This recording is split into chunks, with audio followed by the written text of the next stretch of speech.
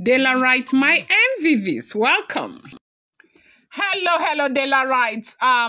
Welcome back to our, history section. Okay, today we'll be talking about the Owo War. Okay, why Ile Ife and Ijebu, campaigned against Owo in between 1817 and 1821.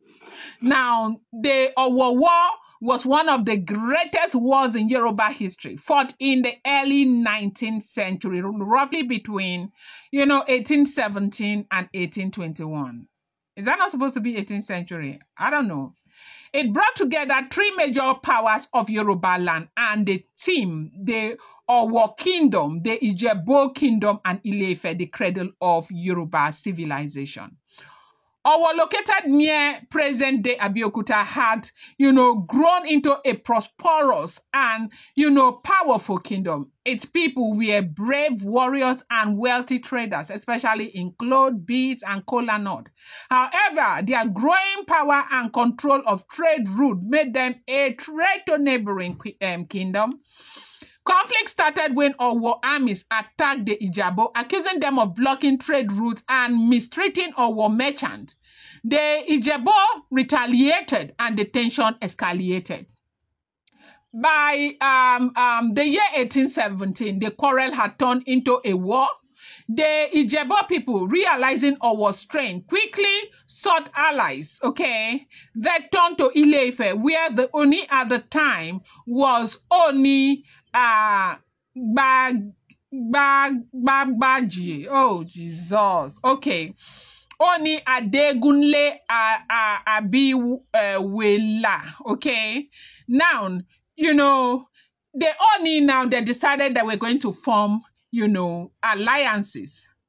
Owo stood alone but strong, relying on their heavily fortified city and fierce warriors. Ijebu and Ife formed an alliance to bring Owo down, later joined by Ibadan, a rising military town, and other smaller groups who had grievances against Owo. The war lasted about 4 years and was brutal. The combined forces of Ife, Ijebu, and Ibadan led siege to Owo's capital, the Owo, were brave and resisted fiercely.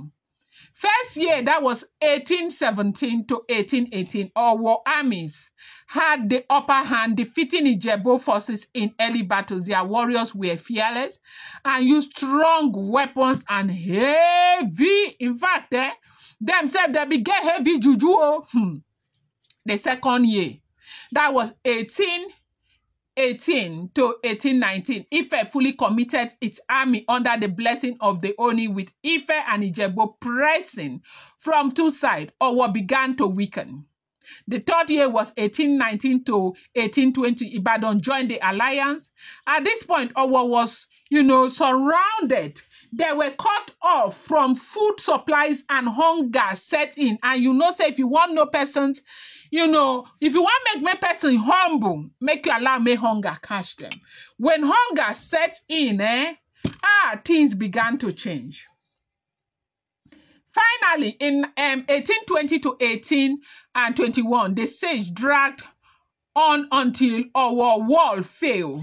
The city was completely destroyed, set ablaze, and survivors fled. By 1821, Owo was no longer standing. Many of its people fled and later settled in Abeokuta under the protection of the Egba, forming what is still known today as Owo Abeokuta. Their king, the Olowu of Owo at the time, was Olowu Amororo, who led his people through the devastation. Now, the destruction of Owo shook Yoruba land. It showed how alliances could bring down even the strongest kingdom. Ile Ife and Ijebu became more influential because of their role in the war. Ibadan participation boosted its rising reputation as a military powerhouse. The displaced Owo people never forgot their loss. They rebelled their identity in Abeokuta and still exist strongly as Owo people of Abeokuta today, with their own monarch, the Olowu of Owo. So now, after the city of Owo finally collapsed under the combined weight of Ile Ife Ijebu and Ibadan, the story did not just end with fire and ruins. The destruction left scars that affected families, politics, trade, and the balance of power across the Yoruba nation. Survivors of Owo were scattered, okay? The survivors were scattered. Some were captured and sold into slavery and fled into forests, while others were taken in by Egba people, which later gave rise to the strong Owo settlement within Abeokuta. Oral tradition remembers the cries of women who lost their children and the shame of warriors who, for the first time, felt the humiliation of not being able to defend their ancestral war. For the Owo people, that war was more than a defeat. It was the breaking of a kingdom that once stood as proud and confident as any other in Yoruba land. In Ile Ife, the war boosted the Oni's prestige. Oni Begbaje had proven that Ife was still central to Yoruba destiny. His decision to side with Ijebu was strategic, not just spiritual. If Ife had suffered, trade blockages from Owo and, saw the growing power of Owo as a direct threat to its influence. By joining the Ijebu, Ife showed that it was not just a sacred city of origins, but also a player in real politics and military matters. Victories in war were often remembered for generations, and the Oni's name was carried with pride in Ife, but the war also came with moral weight, for Ife had joined the destruction of a fellow Yoruba kingdom. For the Ijebu, the war was about survival and control.